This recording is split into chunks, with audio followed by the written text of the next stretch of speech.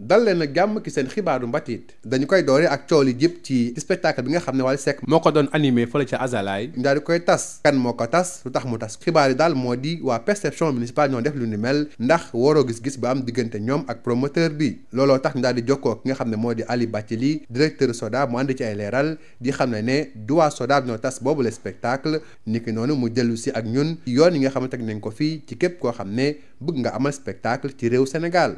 Moustapha donc maa ngi lay jaajëfal ci occasion bi nga ñu may pour ñu leeral mbir mi parce que dégg naa ci wax yu bëri ci réseaux sociaux yi comme nu ma koy waxee rek SODAV moom comme daa weex dunk moom lu ne ñu laax ko ci waaye dama bëgg a indi ñaari précision que ne en réalité du SODAV moom moo arrêté spectacle boobu noonu ndax waa ji la mu waroon fay SODAV fay na ko donc SODAV arrêté wu ko.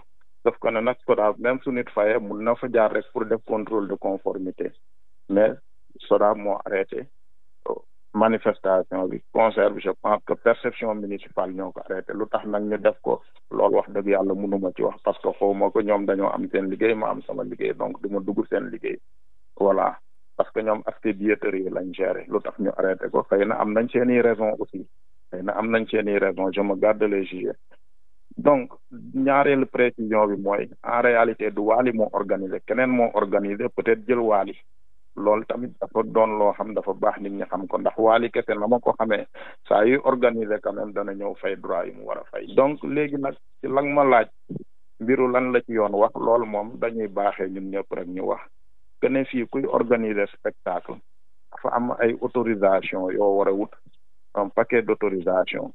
maanaam da nga ñëw SODAV nga fay partie droit d'auteur da nga dem perception municipale pour aspect billetterie bi da nga dem police pour enquête de moralité bi pour ñu xool ku koy organiser niveau de risque yi affaire yooyu noonu ban genre manifestation la donc yooyu yëpp nag su dajaloo nag préfet nag bu nga xam mooy kilifa wu département bi moom mooy xool ndax day joxe autorisation finale am wala du ko joxe loolu moom xam naa ne daal noonu lay doxee Sénégal. léegi nag ñeneen ñi nag ku ci nekk na am nga sa pàcc SODAV mbirum droit d'auteur bi lay saytu boor boobu moom na ma ko waxee sànq gars yi fayoon nañ ko donc du SODAV moo tas affaire bi dégg naa ñu ne perception la dégg nag laa ci am xawma lu tax ñu tas ko wax dëgg yàlla xawma ko parce que ñoom yore nañ seen liggéey lu ñuy def xam nañ ko comme ñu nit lu ñu xamee suñu liggéey mais daal loolu laa bëggoon leeral ñaari mbir yi nii que du Wally mu organisé Wally saa yu organisé dana ñëw acquitté wu des droits mais SODAV tamit tasu ko te waa ji tamit fayoon na SODAV lu mu war a fay voilà loolu daal laa mun a wax léegi nag xëy na peut-être su ngeen waxtaanee ak waa perception municipale ñoom danañ leen mun a wax mbir mi nu mu demee wala ngeen woo organisateur xëy na ñoom ñu wax leen nu mbir mi demee mais daal lu may leeral askan ba leeral leen la ñuy wax ci réseau yi ne SODAV moo ko tas loolu amul SODAV tasu ko. jóge ci loolu wax ci gaaralu téere bi la ñu dippee Serigne Mountakha Mbacké le khalife de la science et des projets réflexion sur la gestion des affaires publiques à Touba ki bind téere bi la di docteur Ahmed Matar Sylla jot na ko gaaral niki noonu wax lan mooy yille téere bi ak la moo ko tax a jóg fàttali na téere bi ñaari pàcc la bi ki jiitu jàpp jëm ci jëmmi Serigne Mountakha liggéeyam ak nu mu toogee ci xalifa bi niki noonu ay naalam waaye nag beneen pàcc bi jàpp jëm ci xalaat ni mu am ci ni ñu yoree dëkk bu sell bi ak jafe-jafe yi fa am nu ñu koy def ba mun ko soppi daal di koy saafara nañ ci teewlu docteur Ahmed Matar Sylla. téere bi ma bind ci Serigne Mountakha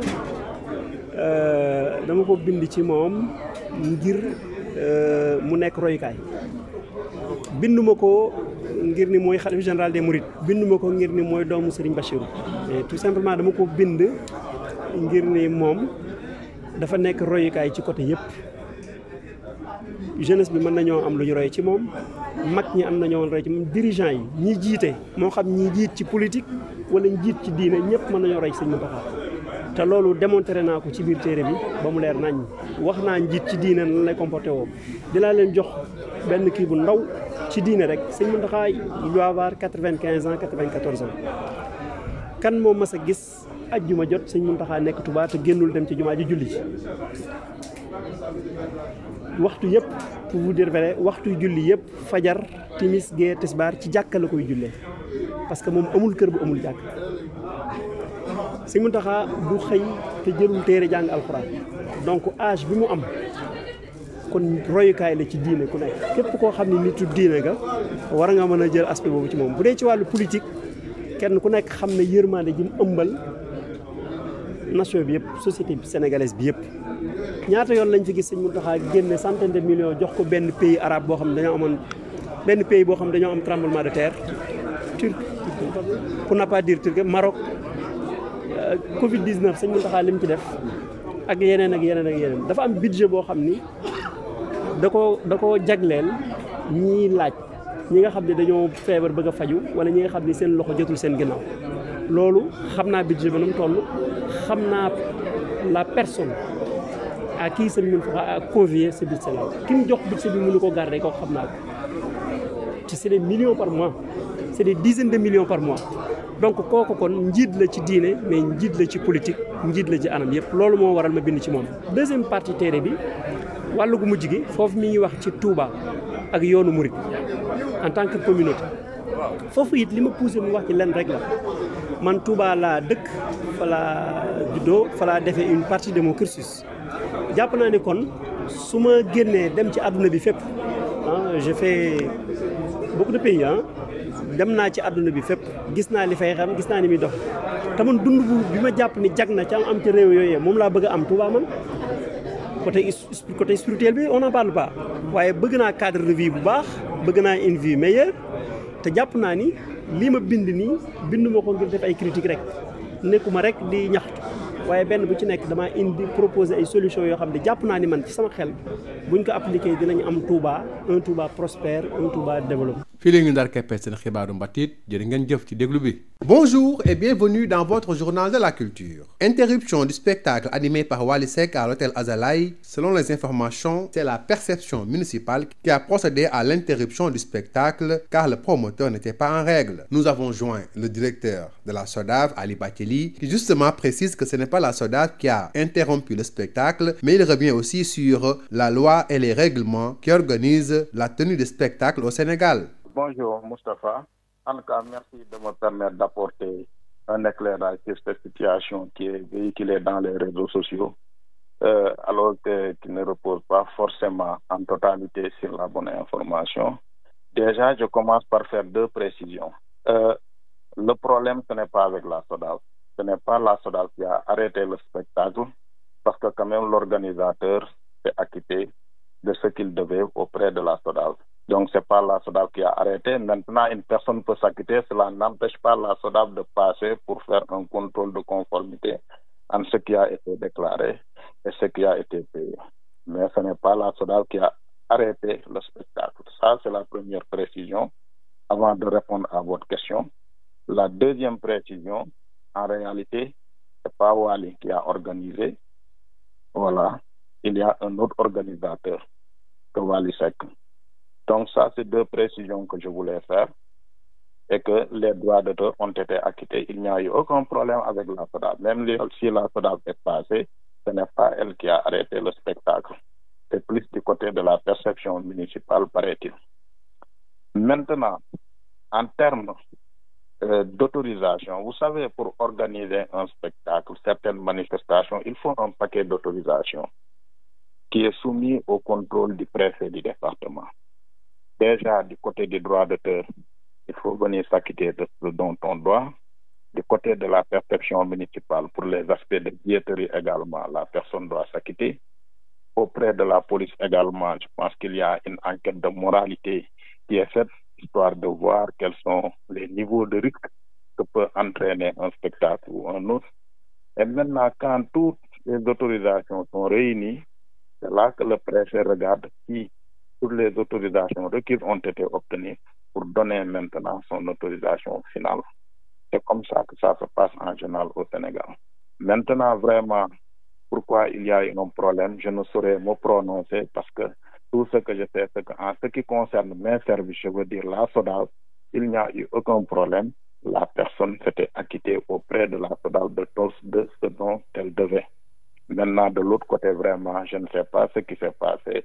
C'est pour ça que je m'abstiens d'en parler. Et puis, cérémonie de dédicace du livre Serigne Mountakha Mbacké, le khalife de la science et des projets, réflexion sur la gestion des affaires publiques à Touba, du docteur Ahmed Matar Sylla. Un livre édité par les éditions Harmattan et qui consacre sa première partie à l'œuvre de l'homme de Dieu, Serigne Mountakha Mbacké, mais aussi à ses projets. La deuxième partie revient sur les réflexions et les gestions des affaires publiques dans la ville sainte de Touba. Voici justement Dr Ahmed Matar Sylla à l'issue de la cérémonie de dédicace. Je parlais de l'organisation du Grand Magal de Touba, le contenu de la cérémonie officielle, j'ai parlé de l'eau potable, j'ai parlé du transport, j'ai parlé du tourisme religieux.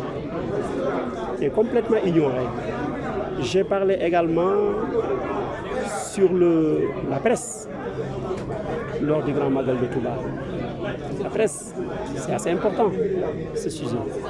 Donc ce qui m'a motivé, c'est pour rendre hommage à Serigne Mountakha, mais en même temps, c'est pour exprimer mes opinions concernant la ville sainte de Touba. Vous savez, il m'a convoqué il y a 2 semaines de cela. J'ai entretenu avec lui pendant plus de 2 heures de temps. Il m'a fait savoir que ce livre a une importance capitale pour le développement de la communauté mouride d'abord et pour le développement de la ville sainte de Touba. Donc, Serigne Mountakha est une source d'inspiration. C'est une référence, c'est un modèle à suivre.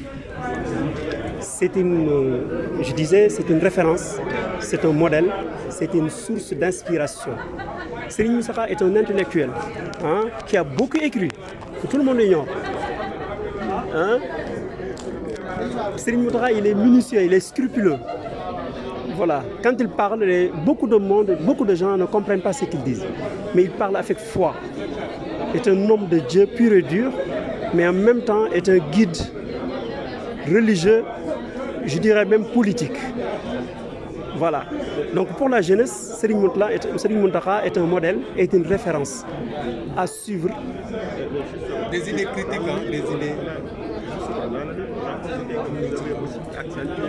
Sur la mer,